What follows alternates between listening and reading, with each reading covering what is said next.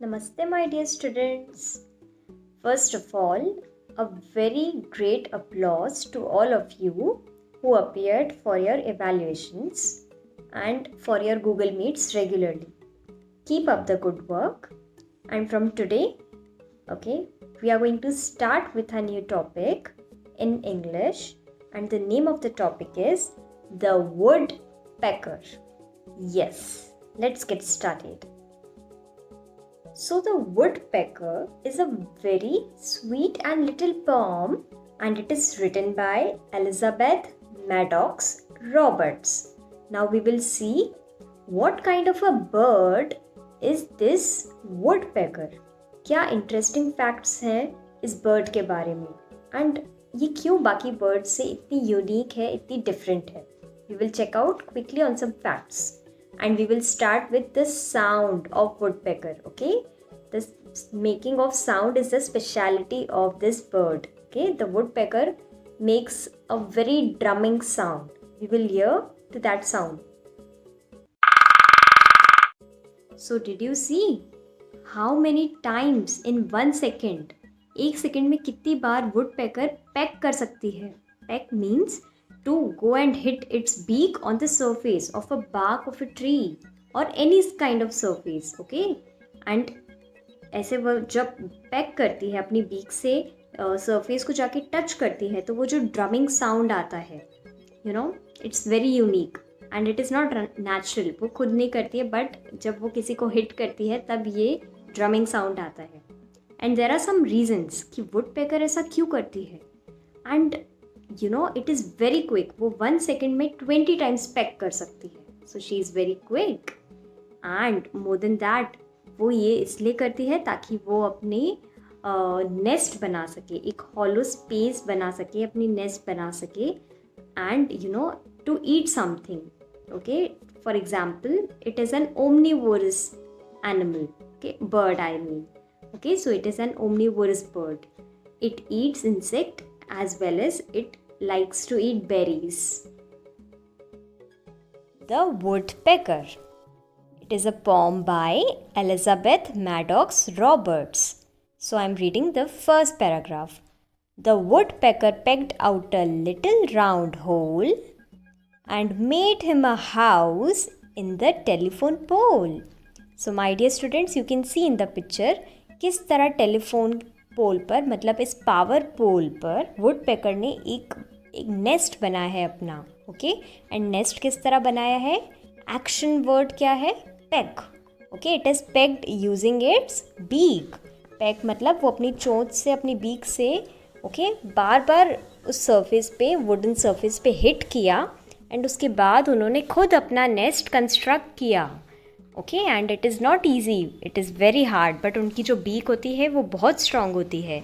सो इस वुडपेकर ने अपने उस टेलीफोन होल में अपना एक प्यारा सा हाउस बनाया है. Second paragraph. One day when I watched he poked out his head. Poked out मतलब you know, you all must have done, छुपके से ब्लैंकेट के बाहर सर निकाल के मॉम डैड पर चेक करना, है ना, राइट, या अपने ब्रदर या सिस्टर पर देखना. So this is known as poking.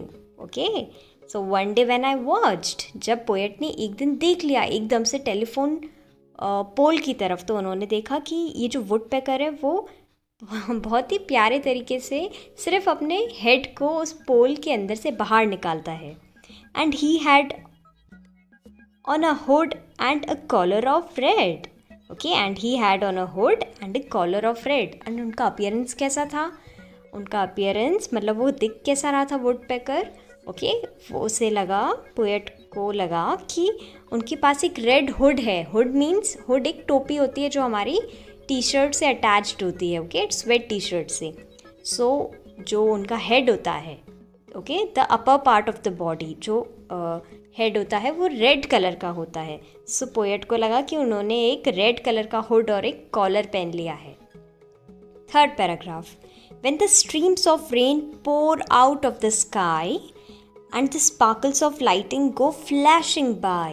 Okay, so poet in the third paragraph is telling a situation. Okay, he is telling, okay, in the picture we can see that जो मौसम है वहाँ का, okay, it is a very heavy rainfall kind of a climate, okay, बहुत ही तेज़ जब बारिश पड़ती है, it usually happens in July August, right.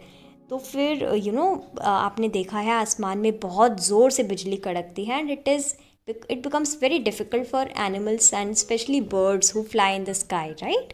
तो उस टाइम पे वुडपेकर क्या करता है, जब बहुत तेज़ बारिश पड़ती है एंड जब लाइट्स होती हैं, ओके, आसमान में जब बिजली कड़कती है, तो वुडपेकर, लेट्स सी कि वो क्या करता है। We will see this in the fourth paragraph. And the big big wheels of thunder roll, okay, thunder roll मतलब वो जो कड़ाकेदार आवाज़ होती है जब टू क्लाउड्स क्लैश करते हैं एक दूसरे से, okay, two grey black clouds जब क्रैश करते हैं, बहुत ज़ोरदार आवाज़ होती है, थंडर की आवाज़ होती है, okay. He can snuggle back in the telephone pole.